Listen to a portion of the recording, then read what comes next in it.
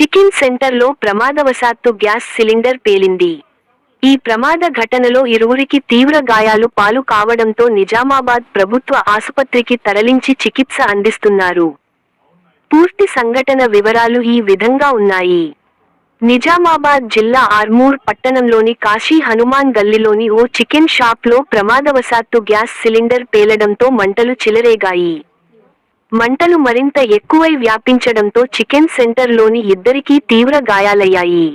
Chicken షాప్లో పనిచేస్తున్న కొండూరు రుక్మాబాయి 60% గాయాలు కాగా, కొడుకు రాజేష్ కి చేతులకు గాయాలయ్యాయి.